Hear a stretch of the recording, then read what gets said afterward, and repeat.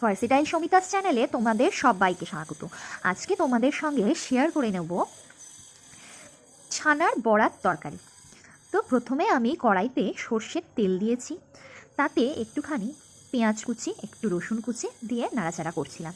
তারপর দেখো কিছু সবজি এখানে টুকরো টুকরো করে কেটে নিয়েছি, যেমন আলু কুচি, ক্যাপসিকাম কুচি, টমেটো কুচি, ফুলকপি কুচি, বিনস কুচি। এগুলো কড়াতে দিয়ে আমি আস্তে আস্তে করে নাড়াচাড়া করছি। এবার একটুখানি হলুদ গুঁড়ো অ্যাড করে দিলাম, আবার একটু হালকা হাতে নাড়াচাড়া করে নিচ্ছি। সবজিগুলো ভাজা ভাজা হওয়া পর্যন্ত অপেক্ষা করতে হবে। একটু নুন অ্যাড করে দিলাম, নুনটা অবশ্যই তোমরা স্বাদ মতো দেবে। আবার একটু নাড়িয়ে দিলাম। এইভাবে রান্নাটা আস্তে আস্তে হতে থাকবে। আচ্ছা, আমি দেখো আঁচটা খুব সম্ভবত 800 করে রেখেছি, খুব সম্ভবত না 800তেই করেছি। আর দেখো এবার ঢাকনা দিয়ে দিলাম, চলো হতে থাকুক। আমি ছানার বড়াগুলো না আগেই করে ভেজে তুলে রেখেছি, ছানাটাকে ভালোভাবে মেখে রেখেছিলাম। এই যে দুধটা দেখছো, এই দুধটা কিন্তু খাঁটি গরুর দুধ, এই দুধেরই কিন্তু ছানা করেছিলাম। আর দেখো যে দুধটা রয়েছে ওটা ফুটিয়ে ফুটিয়ে ক্ষীর বানিয়ে নিচ্ছি। আচ্ছা, এখনও প্রায় জানো তো বন্ধুরা অনেকটা দুধ আছে, ওই দুধটারও কিন্তু ক্ষীর হবে। আবার ঢাকনাটা সরিয়ে দেখে দিলাম রান্নাটা কত দূর হয়েছে। দেখো এখনও একটু ভাজা হবে। এরপর আমি গ্রেটারে করে লঙ্কা কুচি দিয়ে দিচ্ছি, আর এর সাথে একটুখানি আদা কুচিও দিয়ে দেবো।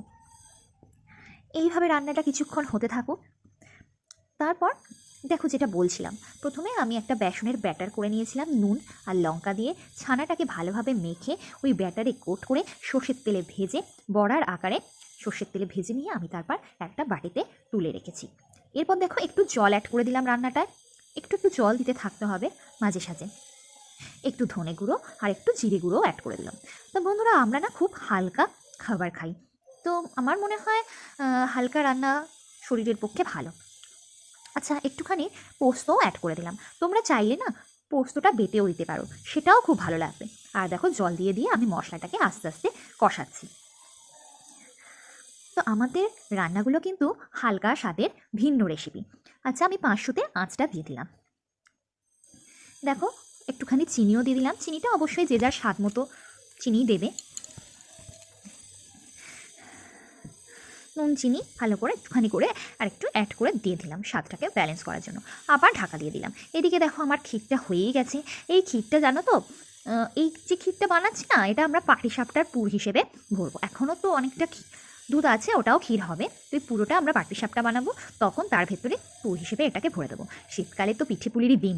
এবার আস্তে আস্তে আরও একটুখানি জল দিয়ে দিলাম, যাতে সবজিগুলো ভালো করে সেদ্ধ হয়ে যায়, একটু শক্ত যেন না থাকে।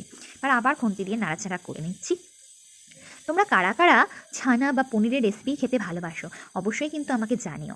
আরও একটু জল অ্যাড করে নিলাম। তো রান্নাটা আস্তে আস্তে হতে থাকুক।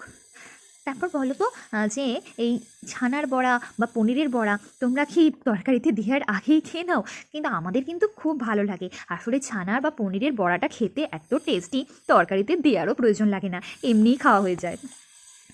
তো যেহেতু এটা ভাতের সাথে খাওয়ার জন্য তৈরি করা হচ্ছে, তাই জন্য তরকারিতে দেয়াই হবে।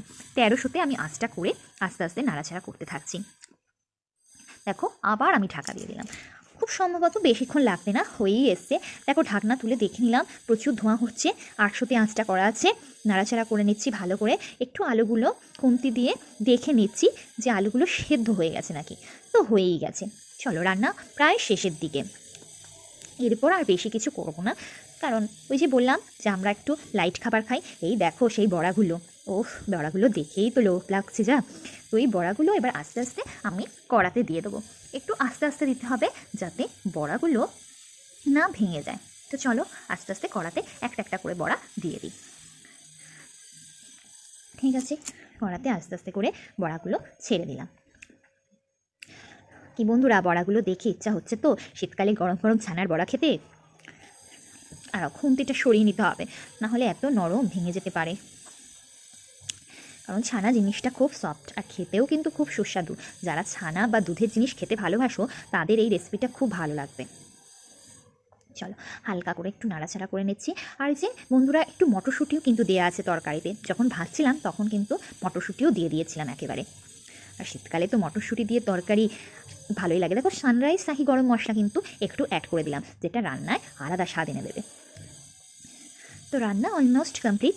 একটুখানি বাটার অ্যাড করে দিলাম, কারণ পনির বা ছানার রেসিপিতে একটু মাখন বা ঘি হলে বেশ মন্দ লাগে না, ভালোই লাগে খেতে। আর অল্প কিছু ধনেপাতা ওপর দিয়ে জাস্ট ছড়িয়ে দিলেই রান্না আজকের মতো রেডি। তো বন্ধুরা অবশ্যই রান্নাটা বাড়িতে ট্রাই করে আমাকে জানিয়ে কমেন্ট করে যে কেমন হয়েছে। তো আজকের মতো রান্না এতটুকুই, এখানেই শেষ করছি। ভালো লাগলে অবশ্যই চ্যানেলটিকে লাইক, শেয়ার আর সাবস্ক্রাইব করে দিও। এইবার আস্তে আস্তে একটা কন্টেনারে বড়াগুলোকে আলাদা আলাদা করে তুলে রাখছি, আর উপর দিয়ে একটুখানি কাইটা দিয়ে দেবো। বাস, ধন্যবাদ পাশে থাকার জন্য।